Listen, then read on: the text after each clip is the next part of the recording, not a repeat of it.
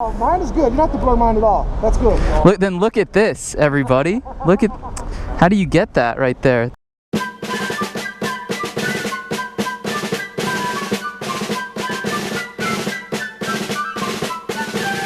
So I'm over here with 650 Ebe. I gotta do my intro thing. So, yo, what is up, guys? DukeOfDC here. Welcome to another video and a very spur of the moment first ride and review of the EBR 1190 RX. This is my man 650 Ebe's bike. Thank you so much for letting me ride it. He's riding his beautiful Ninja H2. This is a 2016, right? Yes, sir. Newest, the best and brightest, man. And JoeGo is gonna ride the Tuono. Yeah. So give us his unbiased review. JoeGo just please don't crash it. Duke. Dude, people think he's crazy. Looking at me. Fucking crazy, man. 650 Ebe. What is he doing? Oh shit, that's funny. Oh, to start it, so like just there. This button just has to be out, and then that starts it. This is JoeGo's first time riding DukeOfDC. This is DukeOfDC's first time riding the 1190 RX. I'm scared. Straight up scared. And then this monster. Oh yes! How do I oh, look at this screen. Oh, that fucking sounds incredible.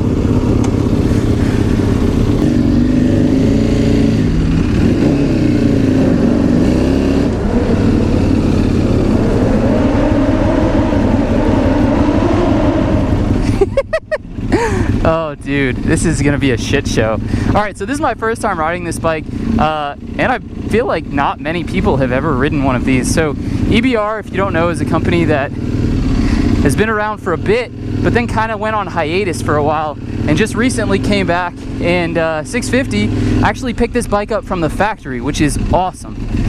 They were nice enough to have him come through, and I think they tuned this thing up for him, and oh shit, it sounds really good. It's really deep. The last thing I wanted to do was stall it right in front of him. Oh, well there goes Joe, being Joe. Oh, they want me to do bad things. Sorry everybody, this is not my decision.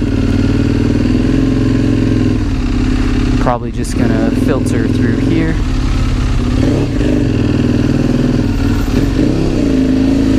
This is my first time filtering. Quite a fan, big fan. I really don't want to get hit by a car, and yeah. Sometimes you just gotta live life to the fullest, guys. And I haven't made a video in forever, and I'm really sorry about that. It's just been some random stuff going on in my life right now that wouldn't allow me to make videos, and so, you know what? You just gotta get back on the horse. Life goes on. I've stalled it twice, so yes, the clutch is very different. Brakes feel great too. So, this is a tough place to talk about a new bike, right? Like, it's a first ride impression video in heavy amounts of traffic in the middle of Georgetown, but I'm still gonna get some comments on it. So first thing, it's actually not as uncomfortable as I thought it would be. You look at it and it's got these really sharp edges to it that make you think like, okay, this is, you know, this is a pretty certifiable track machine, track weapon. And right off the bat, it's really not that bad. It doesn't intimidate me in any way. The power is extraordinarily manageable, which I like. But at the same time, it sounds really good, and you can tell that if you were to open this thing up, you'd have some serious torque is what I'm feeling. And I'm sorry, I really don't know a lot about this bike. I mean, they literally just threw the keys to me and said, hey Duke, do you want to ride it? How can you say no, right? It's a new bike. I love new bikes. So Ebe, man, if you end up watching this, which I'm sure you will, thank you so much for letting me ride this bike. I really do appreciate it. You know, I've been on a hiatus for a couple weeks now, but this is an awesome video and an awesome way to get back into things. I fucking love it. Average fuel, 49.2 mpg? What? If if that's true, then this is without question the most fuel efficient super sport bike I have ever ridden. That's insanity. That can't be real.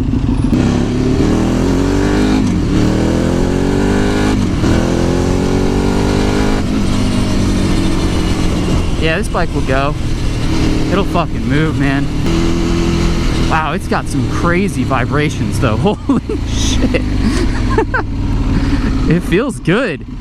Oh, and it sounds really good. I don't know what configuration. He said that they had the exhaust tuned at the factory, like by the guys that made the bike, right? I think this is an aftermarket exhaust, and they nailed it. Absolutely nailed it. The fueling is incredible. Throttle response is really on point. It's right there. The only thing I don't like right off the bat is sorry, he's flashing his lights behind me. The clutch is like a really stiff pull. Really stiff pull. I really like it. It sounds so good. Is it a twin? Yeah. Okay. Yeah, very smooth. And the, like, I mean, it's the sharpest throttle response I've ever felt.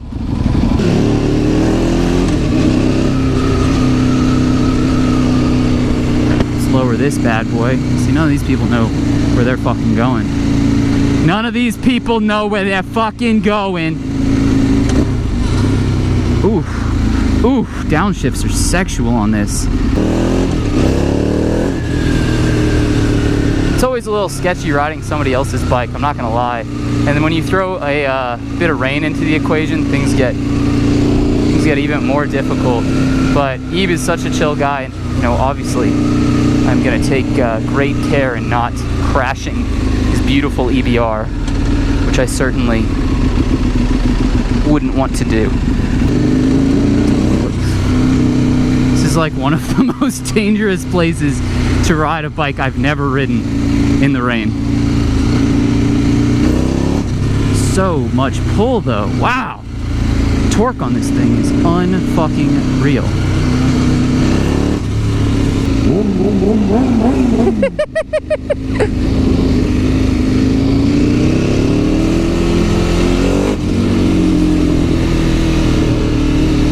I love it, dude.